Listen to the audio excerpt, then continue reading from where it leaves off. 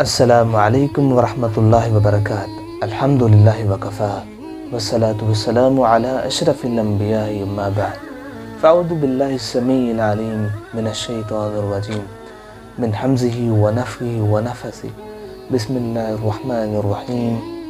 رب اشرح لی صدری ویسر لی امری واحلل عقدۃ من لسانی یفقہوا قولی۔ ہر قسم کی حمد و ثنا اس اللہ رب العالمین کے لیے ہے جو ساری کائنات کا خالق و مالک و رازق ہے۔ درود و سلام امام الانبیاء امام المرسلین سید الاولین سید الآخرین جناب محمد صلی اللہ علیہ وسلم کی ذات گرامی پر۔ سامعین محترم، بسا اوقات آپ نے لوگوں کو دیکھا ہوگا کہ وہ یہ کہتے ہیں کہ ہماری دعا قبول کیوں نہیں ہوتی، ہم دعا کرتے رہتے ہیں لیکن ہماری دعا قبول نہیں ہوتی۔ سب سے پہلی چیز میں اس چیز کے بارے میں ذکر کرتا ہوں کہ ہم دعا کرتے کیوں ہیں۔ ہم دعا اس لیے کرتے ہیں کہ ہمارے لیے پریشانی، کوئی مصیبت ہمیں آ پہنچی ہے، ساری کوششیں کرنے کے بعد، ساری کاوشیں کرنے کے بعد ہم آخر میں یہ فیصلہ کرتے ہیں کہ چلیں دعا ہی کر لیتے ہیں۔ حالانکہ دعا ہمیں سب سے پہلے کرنی چاہیے۔ دعا کرنا اللہ رب العالمین سے تعلق قائم کرنا ہے، اللہ سے بات کرنے کے مترادف ہے کہ میں اللہ کو اپنا مسئلہ ظاہر کر دوں۔ لیکن ہمیں اللہ رب العالمین کو تو پتہ ہوتا ہے کہ میرے بندے کو کیا تکلیف ہے، کیا پریشانی ہے، لیکن بندے کا اللہ رب العالمین کے ساتھ کیا تعلق ہے، اس بارے میں اللہ رب العالمین نے ایک دعا کا ذریعہ بنایا ہے کہ اللہ یہ مطلب کہ کہتے ہیں کہ بندہ میرے لیے دعا کرتا ہے، مجھے پکارتا ہے تو اللہ اسے دیکھنا چاہتا ہے، اسے پسند کرتا ہے، یعنی دعا کو پسندیدہ قرار دیا گیا۔ تو اس لیے ہمیں دعا کرنی چاہیے۔ لیکن دعا کرتے ہیں لیکن قبول نہیں ہوتی۔ تو پہلی چیز، دعا ایمان کا نام ہے۔ دعا کر کے ہمیں اللہ رب العالمین پر بھروسہ رکھنا چاہیے کہ اللہ رب العالمین نے میرے لیے وسائل رکھے ہیں۔ اللہ رب العالمین پر پختہ ایمان ہوگا تو دعا قبولیت کے درجے پر پہنچے گی۔ اگر اللہ پر ایمان نہیں ہے، بندہ یہ کہہ دے کہ میں دعا کرتا ہوں میری دعا قبول نہیں ہوتی، پھر دعا قبول نہیں ہوتی، پھر تو وہ ایک کلام بن جاتا ہے، دعا اس کے سر سے اوپر جاتی نہیں ہے جتنی دیر تک اللہ پر یقین نہ ہو۔ یقین ہوگا تو اللہ رب العالمین تک ہماری دعا پہنچے گی۔ اگر یقین نہیں ہے تو ہمارے سر سے اوپر دعا نہیں جائے گی۔ دوسری چیز کہ دعا نہ قبول ہونے کی وجہ یہ بھی ہو سکتی ہے کہ ہمارے اندر اپنی کم بختی ہو، ہم جس مقصد کے لیے دعا مانگ رہے ہیں یعنی وہ دعا ہے ہی نہیں، یعنی قطع رحمی کی دعا۔ نبی پاک صلی اللہ علیہ وسلم کی حدیث ہے کہ قطع رحمی کی دعا نہ کیا کرو، وہ دعائیں تمہارے رد کر دی جاتی ہیں۔ ایک دوسرے سے تعلقات توڑنے کی دعا، یا اللہ مجھے اس سے جان چھڑوا، یا اللہ میں اسے ملنا نہیں چاہتا، میں اسے دور رہنا چاہتا ہوں، یا اللہ پھر مجھے مل پڑتا ہے، یا میرے لیے کوئی ایسے وسائل اسباب پیدا کر کے میں اسے دور رہوں۔ ایسی دعائیں قبول نہیں ہوتی۔ دعا اس چیز کی کریں کہ جو اس سے تعلقات قائم کرنے کی ہو، اس سے محبت بھائی چارے کے تقاضے کو پورا کرنے کی ہو، یہ دعائیں قبول ہوتی ہیں۔ نبی پاک صلی اللہ علیہ وسلم کی حدیث آتی نہیں ہے کہ دعا ایسے کرو کہ تم اللہ رب العالمین کو دیکھ رہے ہو، احسان کرو، یعنی اللہ سے مخاطب ہو کہ اللہ سے بات کرو۔ اجیب دعوت الدار، جب پکارنے والا اس کی پکار کو سنتا ہے تو وہ اس کا جواب دیتا ہے، اس کے لیے پکار سنتا ہے۔ تو بہرحال ہمیں اللہ رب العالمین سے ایسے دعا کرنی چاہیے کہ جیسے ہم اللہ رب العالمین کو دیکھ رہے ہیں۔ ہم آپس میں ایک دوسرے سے ڈسکس کرتے ہیں، ایک دوسرے سے لین دین کرتے ہیں، ہمارے آپس کے تعلقات میں خرابی پیدا ہو سکتی ہے، لیکن اللہ رب العالمین سے بات کی ہوئی، اللہ رب العالمین سے گر کرا کے دعا کی ہوئی رد نہیں ہوتی، بشرطے کہ اس کا طریقہ کار ٹھیک ہو، ایمان کے تقاضے پورے ہوں، جیسے کہ دعا شروع کرتے وقت اللہ رب العالمین کی تعریف سے دعا شروع کی جائے، حمد و ثنا سے دعا شروع کی جائے، ذکر و اذکار سے دعا شروع کی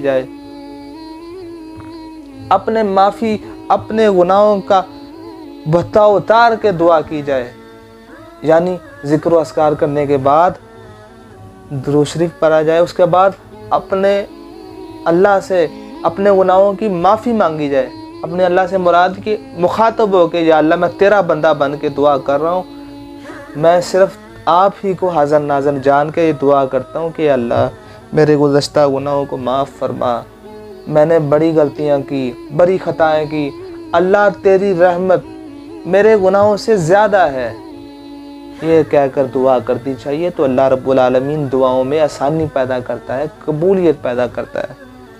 अक्सर लोगों ने दुआओं में वसीले तलाश किए हुए हैं कि वसीले फ़लाँ वसीले से दुआ करेंगे तो कबूल होगी, फ़लाँ वसीले से दुआ करेंगे तो कबूल होगी। अक्सर लोगों ने किसी शख्सियत का वसीला डालकर दुआ करते हैं, लेकिन वो काम ठीक नहीं है, सुन्नत के ख़िलाफ़ है, शरीयत के ख़िलाफ़ है। मैं आपको बताता हूँ कि हम दुआ के वसीले किसे डाल सकते हैं अपनी दुआ में। सबसे पहले अपने नेक आमाल का वसीला डालना चाहिए, सबसे पहले अल्लाह रब्बुल आलमीन का, बल्कि सबसे पहले अल्लाह रब्बुल आलमीन की तारीफ़ात का वसीला डालना चाहिए। सबसे पहले अल्लाह रब्बुल आलमीन का, सबसे पहले अपनी नेकियों को वसीला डालें, नेक आमाल का वसीला डालें।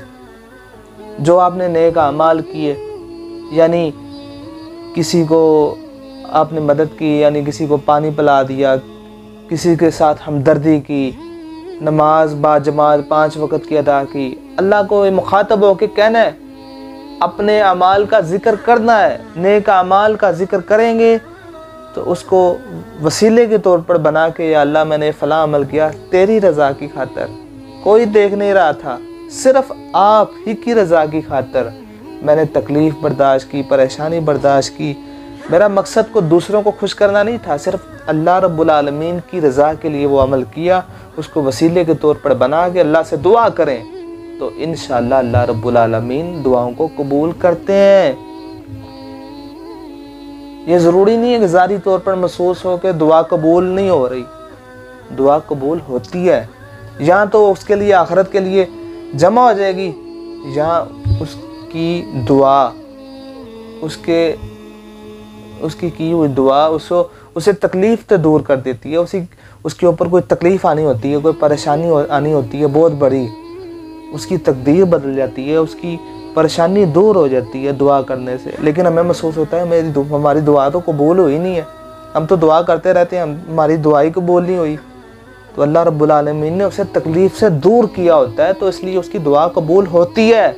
उसे अल्लाह रब्बुल आलमीन पर ईमान रखना चाहिए कि मेरी दुआ कबूल हुई है, या तो उसके लिए आखिरत के लिए जमा हो गई है, तो या तो उसे किसी मुसीबत से निजात मिल गई है, उसे किसी तकलीफ़ से निजात मिल गई है। जो उसे तकलीफ़ आनी थी, आई नहीं है, तकलीफ़ आनी थी, तो या तो उसकी दुआ कबूल हो जाएगी, या तो ज़ारी ऐसे महसूस होगा कि उसकी दुआएं कबूल हो रही हैं।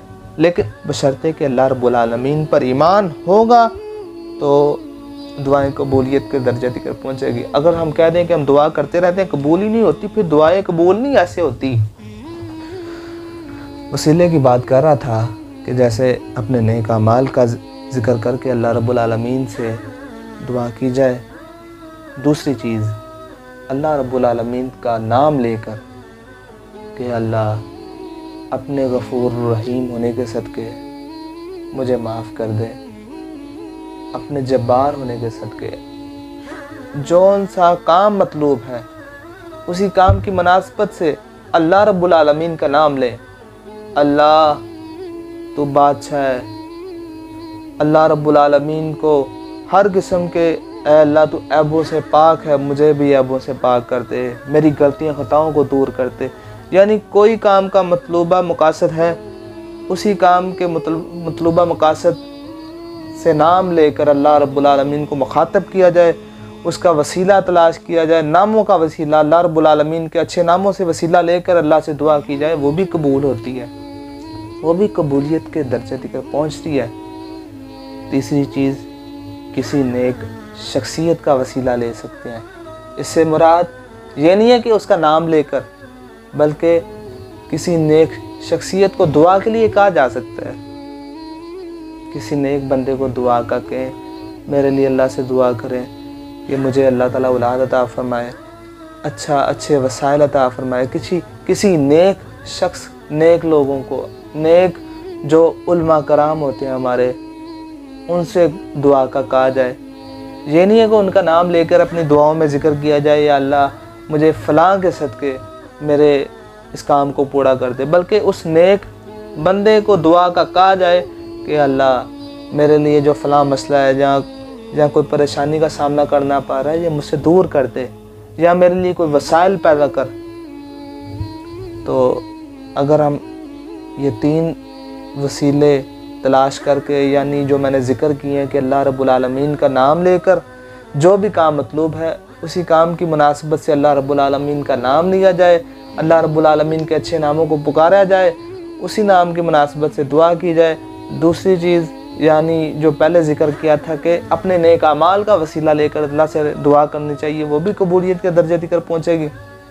اور تیسرا کسی نیک شخصیت سے، نیک علماء کرام سے دعا کرائی جائے، وہ بھی انشاءاللہ اللہ رب العالمین اس دعا کو قبولیت کے درجے تک پہنچائے گا، اور ہمیں اللہ رب العالمین پر ایمان رکھیں گے یہ ہماری دعا قبول ہوتی ہے، یہاں تو وہ آخرت کے لیے جمع ہو جاتی ہے، آخرت کو ملنی ہوتی ہے، یہاں ہماری وہ تکلیف پریشانی ہم سے دور کر دی جاتی ہے، یہاں وہ دعا ظاہری طور پر محسوس ہوتی ہے کہ قبول ہوتی ہے۔